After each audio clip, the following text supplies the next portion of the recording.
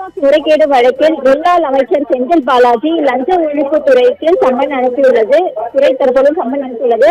அதன் அடிப்படையில் பார்த்தால் குறிப்பாக டாஸ்மாக் நிறுவனத்திற்கு மதுபானங்கள் கொள்முதல் செய்தது, பார் உரிமங்களுக்கான ஒப்பந்த புள்ளிகள் மற்றும் மதுபானங்களை டாஸ்மாக் கடைகளுக்கு கொண்டு செல்வதற்கான போக்குவரத்து டெண்டர் வழங்கியதில் முறைகேடுகள் நடைபெற்றதாக குற்றச்சாட்டுகள் எழுந்துள்ளன.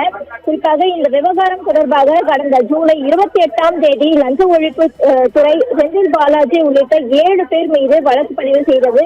அதன்படி பார்த்தால் 2022 முதல் 25ஆம் ஆண்டு வரையிலான காலகட்டத்தில் நடைபெற்றதாக கூறப்படும் முறைகேடுகள் குறித்து விசாரணை நடைபெற்று வருகிறது. இந்த வழக்கில் செந்தில் பாலாஜி டாஸ்மாக் நிறுவனங்களின் முன்னாள் அதிகாரிகள் மற்றும் அவருக்கு நெருக்கமானவர்கள் உள்ளிட்ட 7 பேர் மீது ஊழல் தடுப்பு சட்டம் உள்ளிட்ட பல்வேறு பிரிவுகளின் கீழ் வழக்கு பதிவு செய்யப்பட்டுள்ளது. இந்த நிலையில் விசாரணைக்கு ஆஜராகுமாறு செந்தில் பாலாஜிக்கு லஞ்ச ஒழிப்புத்துறை சம்மன் அனுப்பியுள்ள நிலையில் தற்பொழுது செந்தில் பாலாஜி ஆஜராகி இருக்கிறார்.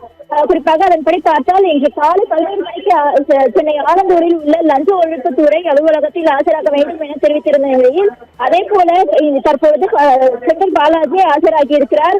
ஏற்கனவே இந்த வழக்கில் கைது நடவடிக்கையில் இருந்து அவருக்கு நீதிமன்ற பாதுகாப்பு வழங்கப்பட்டுள்ள நிலையில் விசாரணைக்கு முழுமையாக ஒத்துழைக்க வேண்டும் என்ற நிபந்தனையும் விதிக்கப்பட்டுள்ளது.